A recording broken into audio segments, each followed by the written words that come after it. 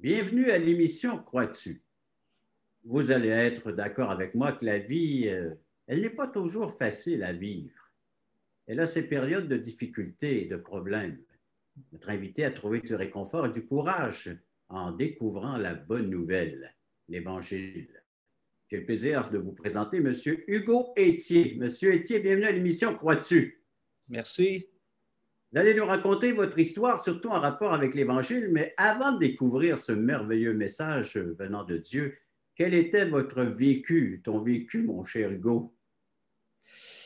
Je suis né en 1972 à Montréal, à l'hôpital Saint-Luc, qui existe, qui a été remplacé par le nouveau CHUM, je crois. Mais 1972, comme les gens disent, l'année de la série du siècle, une belle année, du moins pour le Canada qui a remporté cette série, mais moi, je ne l'ai pas connue, je suis né en 1972, mais donc dans une famille catholique comme la plupart des Québécois à l'époque. Donc, une petite famille. Mes parents sont des baby boomers, donc 2 enfants seulement. Mon frère Yannick est né 2 ans avant moi, en 1970. Famille catholique, mais comme on disait souvent, peut-être qu'ils n'auraient pas dit non pratiquant à l'époque, mais ce n'étaient pas des gens très fervents, mes parents, mais j'ai quand même été baptisé, puis avant même de faire les autres sacrements, là, la première communion, la confirmation, je ne suis pas tout à fait certain de l'ordre, mais mes parents ont décidé ça reste un mystère un peu quand je pose la question à mes parents, pourquoi mes parents ont décidé de nous envoyer dans une école protestante. Eux-mêmes, ils étaient catholiques, puis ils n'avaient pas rejeté cette foi-là, cette religion-là, mais donc, on a comme sorti là, de la tradition catholique assez jeune. Mis à part le baptême, j'ai pas eu d'autres, j'ai pas respecté d'autres traditions catholiques. Moi, je qualifie mon enfance d'une enfance heureuse. Mon père est un professionnel enseignant, conseiller pédagogique, finalement cadre dans des milieux collégial au Québec. Ma mère est une artiste dans l'âme, donc j'ai commencé à observer au fil des années certaines tensions entre mes parents, mais comme enfant, bon, tant qu'on est tous ensemble, puis que la vie continue, la vie est belle, puis mon père était enseignant, donc l'été, on prenait des belles vacances. J'ai des beaux souvenirs des vacances au bord de la mer. Je pense au Ogunquit, York Beach aux États-Unis, là. J'avais une belle complicité avec mon frère. On avait chacun notre chambre. Fait quand on ne s'entendait pas, on pouvait retourner chacun dans notre niche. Mais... On pouvait fermer la porte. Exactement. Mais on avait une belle relation. Puis on a une belle amitié durant l'enfance. Lorsque j'avais environ 6 ans, je n'ai pas la date d'inscrite, mais mes parents ont commencé à fréquenter une église évangélique. C'était justement, ils ont rencontré un chrétien évangélique sur le comité de parents à l'école protestante où mon frère et moi à Lyon. Puis, ils ont rencontré cette personne-là. Puis, de fil en aiguille, il leur a parlé de la foi en Jésus. Puis, mes parents ont commencé à aller à l'église évangélique. Alors là, moi, j'ai intégré ce qu'on appelle l'école du dimanche, l'enseignement adapté pour les enfants le dimanche matin. On m'a appris des histoires de la Bible. Donc, disons que la foi était semée ou la connaissance de Dieu était semée dans mon esprit. Puis, je pense, comme la plupart des enfants, on accepte facilement ce que nos parents croient. On aime nos parents, puis pour nous, c'est crédible tout ce que nos parents croient. Alors, moi, j'ai accueilli ces réalités-là. Mais je n'avais pas fait de rencontre personnelle avec Dieu durant cette période-là, mais j'avais une connaissance, puis je parlais à Dieu des fois en priant. Malheureusement, lorsque j'avais 11 ans, mon père a quitté le foyer, puis ça a fini par un divorce.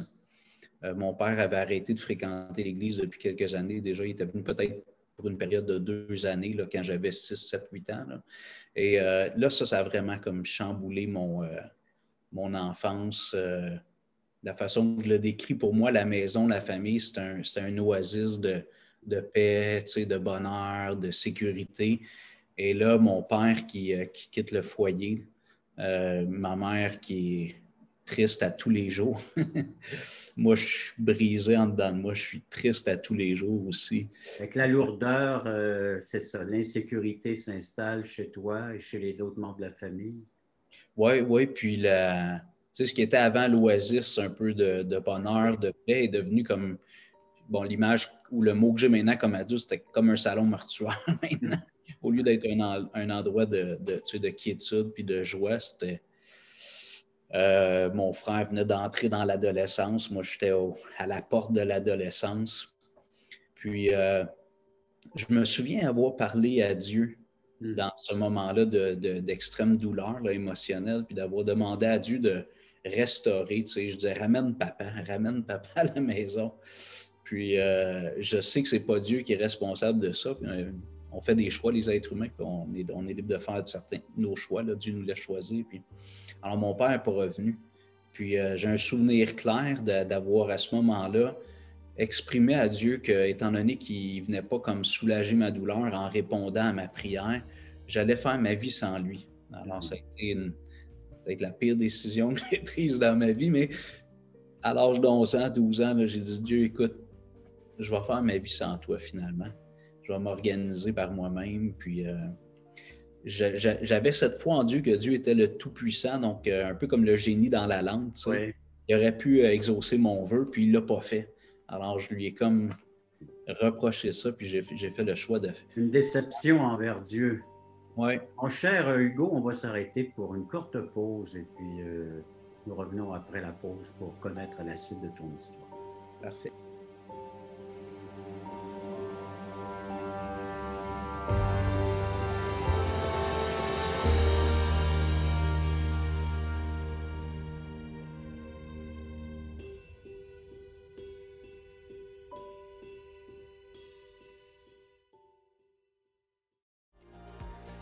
Le ministère Croix-Tu est très heureux et enthousiaste de vous inviter sur Zoom en direct tous les samedis 9h30 Canada, 15h30 Europe.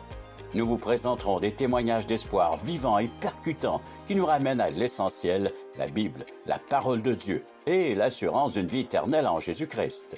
Pour participer à notre réunion Zoom, allez simplement sur notre site web croixtu.ca et cliquez sur le bouton. Nous vous attendons en grand nombre. Hugo, juste avant la pause, tu nous parlais de ta déception envers Dieu, alors qu'un peu comme la lampe magique, hein, tu dis tu frottes ça, puis tu devrais avoir une réponse subite qui t'arrive, là, mais ce n'est pas le cas. Tu es peiné parce que, bon, papa a quitté le foyer, et puis tout ce qui s'installe chez toi, c'est de l'insécurité, puis l'âme est troublée, en tout cas ton esprit, l'être, l'insécurité n'est plus là. Et tu parles à Dieu, tu dis, gars, je vais vivre sans toi. Mais tu viens de nous dire, juste avant la pause aussi, que c'était une des pires décisions de ta vie. Oui, tout à fait. Il y a le mathématicien Blaise Pascal, là, je paraphrase un peu une phrase célèbre qui a dit un jour, Blaise Pascal a dit qu'il y a dans le cœur de tout homme un vide qui est en forme de Dieu. Puis, bon, évidemment, dans sa prose, là, il développe un peu, mais on essaie de remplir ce vide-là avec toutes sortes de choses. Alors, moi, comme adolescent, j'ai un peu délaissé le foyer, là, cette oasis familiale-là. J'ai commencé à fréquenter plus d'amis dans mon quartier, débuter l'école secondaire. Puis là, je ne sais pas si j'aurais fait ces choses-là s'il n'y avait pas eu la séparation de mes parents, mais disons que j'ai cherché à m'évader puis à quitter cette tristesse-là. Donc, j'ai commencé à boire de l'alcool la fin de semaine de façon un peu abusive, puis après ça, d'autres expériences, un peu avec d'autres substances. Commencer à faire des mauvais coups, là, tu sais, j'étais pas un bon étudiant non plus à l'école. Je n'étais pas un grand délinquant, mais je n'étais pas un élève modèle. Je cherchais à avoir de l'attention. Puis je pensais à ce moment-là que ce qui allait pouvoir combler ce vide intérieur, c'était la gloire humaine, la richesse. J'avais des ambitions matérialistes, de succès, de gloire. Puis, bon, j'ai comme un peu flirté avec ces choses-là dans mes ambitions puis dans mes projets de vie, là. J'ai commencé le cégep, puis au cégep, on avait des cours de philosophie. Alors, dans ces cours-là, on nous pose des questions existentielles, tu sais, sur nos origines, le sens de l'existence. Alors, moi, ça a été bon pour moi parce que je sortais un peu de cette adolescence où la vie était juste une fête. Puis finalement, là, on commençait à réfléchir sur nos origines, d'où on vient, où on va, puis ainsi de suite. Alors là, ces questions-là sont devenues vraiment profondes en moi. Puis j'ai essayé de trouver des réponses justement dans la philosophie. J'ai lu quelques ouvrages classiques, là, puis je n'avais pas de réponse. Puis les professeurs émettaient des questions, des hypothèses, mais il n'y avait pas de certitude. Alors ma mère, elle, qui avait continué à lire la Bible puis à garder une relation avec Jésus-Christ durant ces années-là houleuses, pour moi, c'était la Bible, c'était pour les vieilles madames. C'était pas pour les jeunes, c'était dépassé, comme je dis à la blague. Des fois, c'était pour l'époque de la petite maison dans la prairie. Tu sais, la Bible, pour une époque révolue. C'était pas pour les années 90, puis fin 80, 90. Là. Alors, mais finalement, après avoir cherché pendant un bout de temps dans la philosophie sans trouver de réponse, j'avais une Bible Louis II, une version protestante en petit vinyle bleu. J'aurais dû l'amener, en tout cas. Puis, je l'ai sorti du fond d'un tiroir. Je l'avais eu dans mon enfance. Puis, avant d'ouvrir la Bible, là, j'étais comme un peu désespéré, sans réponse. Puis, j'ai fait une prière. J'ai dit, Dieu, si tu existes, j'aimerais que tu me donnes des réponses à travers ce livre-là, la Bible, tu sais. Alors, donc, un retour vers Dieu, celui que tu avais abandonné, un retour vers le Créateur. Exactement. Mais un petit peu avec un doute. Est-ce que tu existes vraiment? Mais en tout cas, si tu existes, il faudrait que tu te manifestes parce que j'ai un vide puis il n'y a rien qui semble me satisfaire réellement. Puis en passant, j'avais comme du succès sur le plan social. Je n'étais pas une vedette, mais j'avais un réseau d'amis. La vie allait bien, là, j'étais en forme. Les études allaient bien au cégep. Puis là, j'ai ouvert la Bible. Puis dès le début, les premiers versets, au commencement, Dieu créa les cieux et la terre. Donc là, ça a été vraiment comme un éveil pour moi à partir des premières phrases de la Bible. Dieu répondait à une des questions que j'avais, d'où on vient. Sans détour, là, sans avoir besoin de justifier. Juste Dieu a tout créé en 6 jours, puis entre autres l'être humain la 6e journée. Et là, vraiment, il y a quelque chose qui s'est passé dans ma vie. La Bible est devenue vivante, puis Dieu existait. Là. Et là, pendant plusieurs mois, j'ai lu la Bible en privé. Je ne l'ai pas dit à personne. Puis je voyais mon cœur, puis mes affections, mes valeurs qui changeaient. Puis ça, c'était comme un peu malgré moi. Moi, tout ce que je faisais, je cherchais Dieu. J'avais cette soif de connaître Dieu. Puis, quand même, pour essayer de faire une longue histoire courte, j'ai lu la Bible à partir du début, ce qu'on appelle, pour ceux qui étudient la Bible, la loi, donc les 5 premiers livres, entre autres, mais finalement, tout l'Ancien Testament. Et la loi, elle a eu cet effet dans ma vie, entre autres. Tu sais, si je prends le résumé, les 10 commandements, il y a une conviction de péché qui s'est installée dans mon cœur, puis c'était de plus en plus fort. Je réalisais que je ne respectais pas la volonté de Dieu. J'étais bien loin de ça. Mais j'avais soif de ce Dieu. Puis je me disais, je suis inadéquat. Je suis pas acceptable devant un Dieu qui est si parfait puis qui a des standards de moralité qui sont parfaits. Moi, je suis tellement à côté. Alors, cette quête-là de Dieu s'est transformée par une quête j'avais besoin comme que Dieu m'affranchisse ou me délivre de cette misère-là intérieure. Et là, il y avait un fossé infranchissable entre Dieu et toi. Oui, c'est ça, mais comme plus ça allait, plus j'avais soif de lui, mais plus je me sentais inapte à être en relation avec lui à cause de mes fautes. Là. Comme je dis, je n'étais pas un grand criminel, mais j'étais un être humain avec toutes ses faiblesses. Une séparation. Oui. Et là, j'ai demandé à Dieu, il faut que tu me donnes une solution. Il doit y avoir une solution, puis j'ai commencé, je ne sais pas si c'est à ce moment-là, mais je pense que j'ai lu toute la Bible. C'est vague un peu, mais pendant plusieurs mois. Là. Puis je suis arrivé dans le Nouveau Testament. Et là, il y a un verset qui est revenu à ma mémoire que j'avais appris tout jeune à l'école du dimanche, à l'Église évangélique. C'est dans l'Évangile de Jean. Alors, j'aimerais lire quelques versets, Régent, si c'est correct. Jésus dit à Nicodème, qui était un homme religieux de l'époque, on va dire un docteur en théologie, Jésus dit à Nicodème, en vérité, je te le dis, si un homme ne naît de nouveau, il ne peut voir le royaume de Dieu. Au verset 5, Jean 3, là j'ai lu verset 3, verset 5, Jésus répondit, en vérité, je te le dis, si un homme ne naît d'eau et d'esprit, il ne peut entrer dans le royaume de Dieu. Et là, moi, j'ai dit à Dieu, il faut qu'il se passe un miracle en moi. J'ai besoin de vivre, bon, je n'ai probablement pas ces mots-là dans ma bouche à ce moment-là ou dans mon esprit, mais je dois vivre une renaissance. Il faut que tu fasses quelque chose, c'est trop inaccessible pour moi. Et un peu plus loin dans le même chapitre, Jean 3, verset 13, Jésus est toujours dans ce dialogue avec Nicodème, puis il lui dit, « Personne n'est monté au ciel, si ce n'est celui qui est descendu du ciel, le Fils de l'homme qui est dans le ciel. Et comme Moïse éleva le serpent dans le désert, il faut de même que le Fils de l'homme soit élevé, afin que quiconque croit en lui ait la vie éternelle. Car Dieu a tant aimé le monde qu'il a donné son Fils unique, afin que quiconque croit en lui ne périsse point, mais qu'il ait la vie éternelle. » Et ça, c'est le verset qui est revenu dans mon esprit, segment par segment, car Dieu a tant aimé le monde. Et je me souviens, dans ma voiture, à 1h, 2h du matin, je revenais des bars là, avec mes amis, puis ce verset-là revenait, car Dieu a tant aimé le monde, et je pleurais, j'étais au volant de ma voiture, puis c'est comme la lumière, tu sais, est en train de se faire, puis ce désir-là que Dieu me montre une porte de sortie, une avenue pour pouvoir enfin être en relation avec lui. C'est comme s'il me dévoilait le Fils. Et cher Hugo, on prend une courte pause et puis on revient là-dessus sur cette révélation qui est en train de se faire là, dans ta vie là, concernant une révélation concernant le Fils. Après la pause, un peu plus de détails. Oui.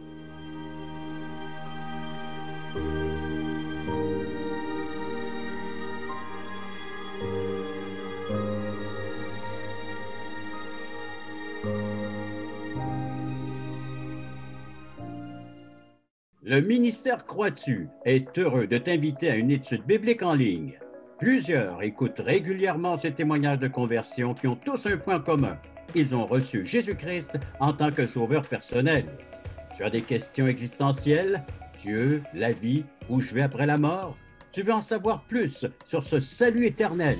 En te rendant sur la plateforme croistu.ca, tu trouveras le lien qui te conduira à une étude et partage de l'Évangile selon Jean tous les mardis soirs 20h. Je vous attends grand nombre.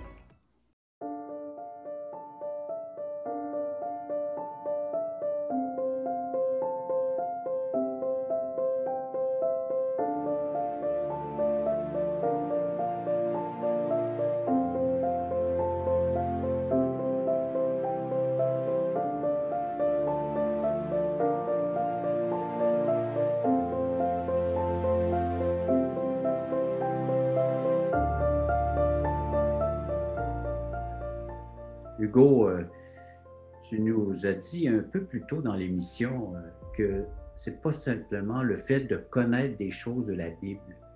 Et là, tu nous parlais qu'il se passait de quoi? La parole devenait vivante, elle agissait, elle est en train de faire un travail en profondeur dans ta vie au point que tu en pleures, tu es au volant de ton auto, basé sur l'Évangile de Jean, Jean 3,16. Ce texte, tu nous as lu juste avant la pause, car Dieu a tant aimé le monde qu'il a donné son Fils unique, afin que quiconque croit en lui ne périsse point, mais qu'il ait la vie éternelle. Puis il semble qu'il y a des pauses qui sont là dans ta vie, tu réfléchis, ce texte est en train de opérer de quoi en toi? Tu nous en parlais davantage. Oui, là, c'était la rencontre avec Jésus. Je connaissais Jésus, c'est un personnage historique connu, mais là, c'était une rencontre personnelle. C'est comme si Dieu, le Père, me disait, ça, c'est mon Fils que j'ai donné pour toi. Et là, j'étais émerveillé. Maintenant, il me restait une dernière étape dans ma démarche vers Dieu, vers Jésus. Je devais décider d'être son disciple. Là, c'est comme si la table était mise. Le festin était là devant moi, puisque j'ai dit, Hugo, maintenant, il faut que tu viennes à table. Il faut que tu viennes me rencontrer. Et bon, dans ce cheminement-là, j'avais quand même pris conscience qu'il y avait des choses dans ma vie qui honoraient pas Dieu, tu sais, puis qui déplaisaient à Dieu, des choses qui sont pas bien, en fait. Puis, alors, j'étais un peu tiraillé. Qu'est-ce que mes amis vont dire? 19 ans, un gars, tu sais, qui vit plus pour une vie de popularité superficielle, tu sais, puis qu'est-ce que mes amis vont dire, tu sais, je vais à l'église, je crois en Jésus. Fait que là, j'ai lutté quelques semaines avec ça, puis finalement, j'ai lu dans Marc 8,36, quand Jésus dit « Que sert-il à un homme de gagner tout le monde s'il perd son âme? Que donnerait un homme en échange de son âme? » Et là c'était comme le dernier coup de marteau. Là, j'ai dit, OK, moi, ce que je veux, c'est toi, Jésus. Tu sais, ce que je veux, c'est Dieu. C'est le monde, ça passe après. Et je me souviens aller dans ma chambre, fermer la porte, me mettre à genoux à côté de mon lit, puis dire à Dieu, là je rends les armes, il n'y a plus de résistance. C'est toi, Jésus, qui est maintenant le capitaine, le chef, le capitaine de mon âme, comme disait Nelson Mandela. Tu vas me mener à bon port, Seigneur.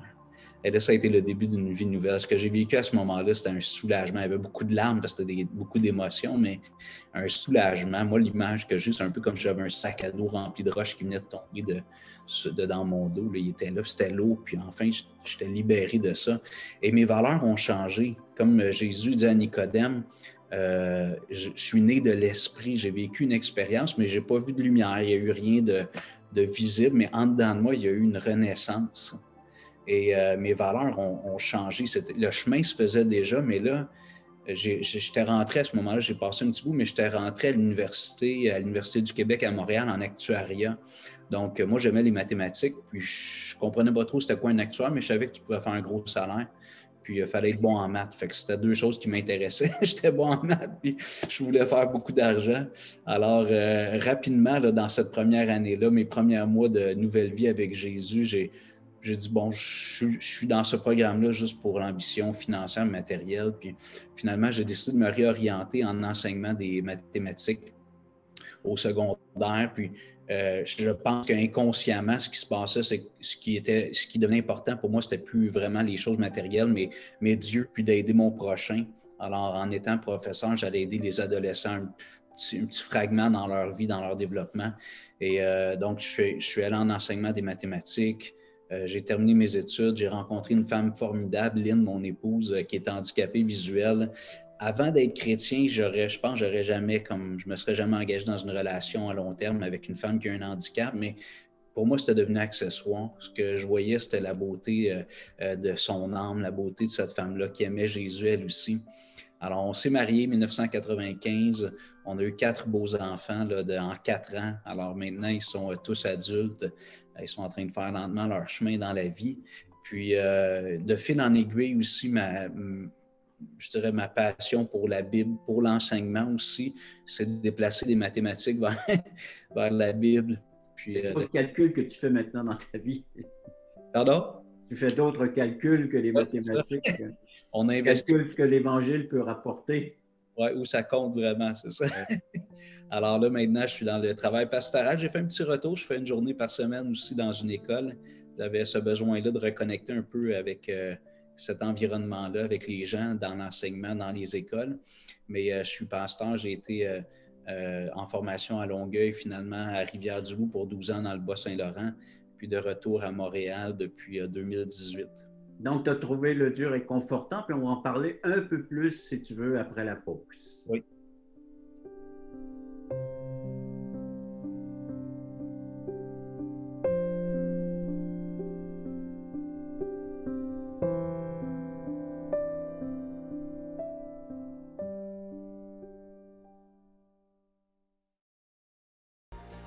Le ministère Croix-tu est très heureux et enthousiaste de vous inviter sur Zoom en direct de tous les samedis 9h30 Canada, 15h30 Europe.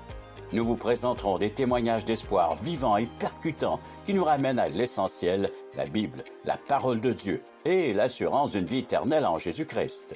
Pour participer à notre réunion Zoom, allez simplement sur notre site web croixtu.ca et cliquez sur le bouton. Nous vous attendons en grand nombre.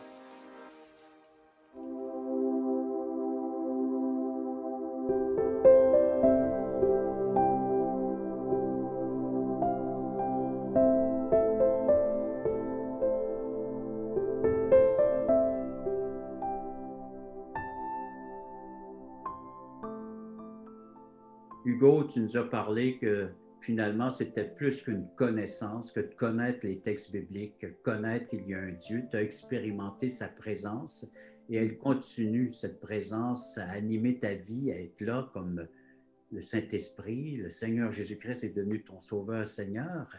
Et donc, tu trouves dans la parole de Dieu un réconfort, une sécurité dont tu avais grandement besoin. Oui.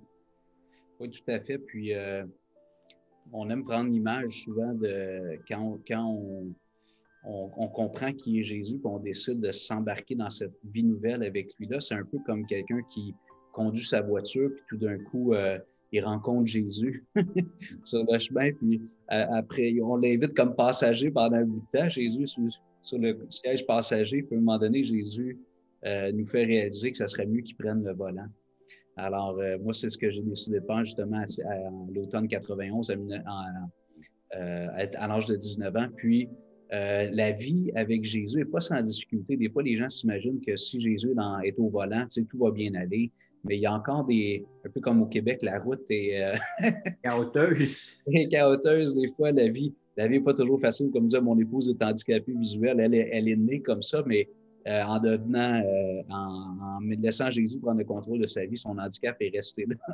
Alors, puis on a vécu des moments des fois plus mouvementés dans nos vies, là, à différentes périodes de nos vies. Puis, ce qui est fantastique, c'est d'être chrétien, c'est que Jésus il est en charge, il est présent.